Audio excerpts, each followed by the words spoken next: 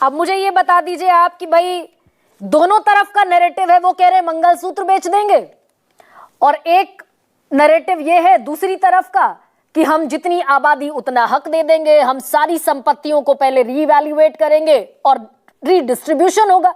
तो ये सब चुनावी खेल चल रहा है, जैसा कि काला धन ले आएंगे, 15 लाख खाते में आ जाएंगे, और एक 30 बरस पहले बल्कि 50 बरस पहले ये था कि गरीबी हटा देंगे। तो पूरा चुनावी डुगडुगी बच रही है क्या दोनों तरफ?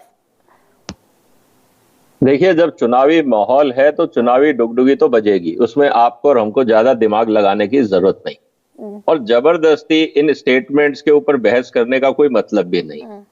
लेकिन क्योंकि टॉपिक आपने उठाया है तो मुझे 2 मिनट दीजिए, मैं तथ्यों के हिसाब से आपके सामने आंकड़े रख रहा हूं।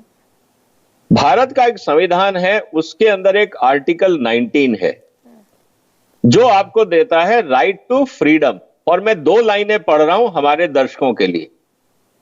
All citizen shall have the right to practise any profession और to carry on any occupation, trade और बिजनेस। ठीक है, ये संविधान ने मुझे अधिकार दिया है।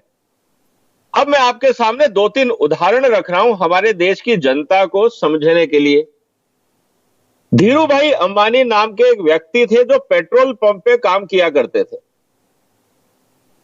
गरीब आदमी थे, वो भारतीय नागरिक थे। संविधान ने उनको अधिकार दिया, उन्होंने अपनी एंटरप्रेन्योरशिप एक एम्पायर खड़ा किया, किसी की जेब में डाका तो नहीं डाला। आज अगर वो हिंदुस्तान के सबसे बड़े अमीर परिवार बन गए अपनी मेहनत से, बाकियों को दर्द क्यों हो रहा है? किसी ने बाकियों को रोका है काम करने के लिए?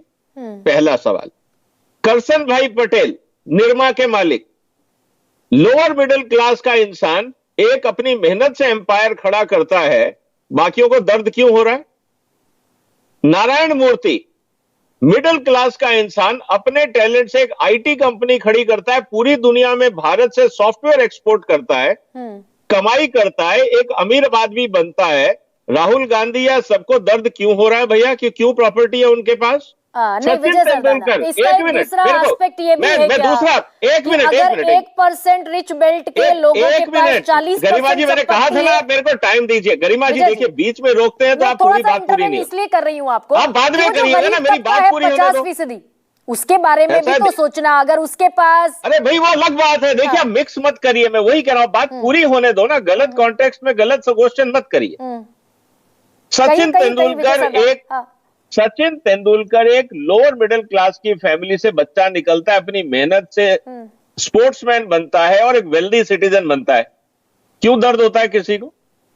विराट कोहली की भी यही कहानी है, कपिल शर्मा की भी यही कहानी है। मेरा कहने का मतलब यह है, ऐसे हजारों करोड़ों लोग हैं इस देश में जो मेहनत करते हैं, क्योंकि संविधान ने उनको अधिकार दिया है कि तुम मेहनत करो और अमीर बनो।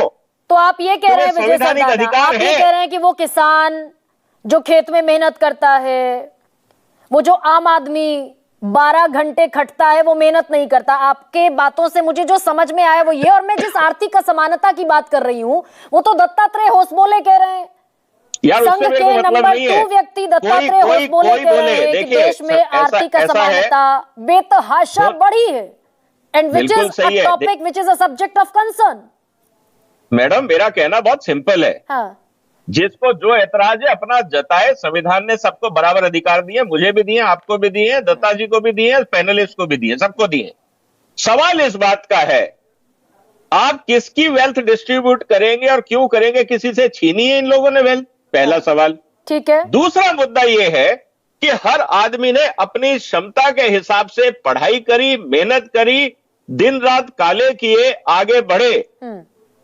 अपने प्राइम जवानी के दिनों में जब लोग बैठ के बीड़ी सिगरेट पीते थे, ये लोग दिन रात मेहनत करते थे। ठीक है, आगे बढ़े। आज आपको सबको दर्द हो रहा है कि अमीर बन गए।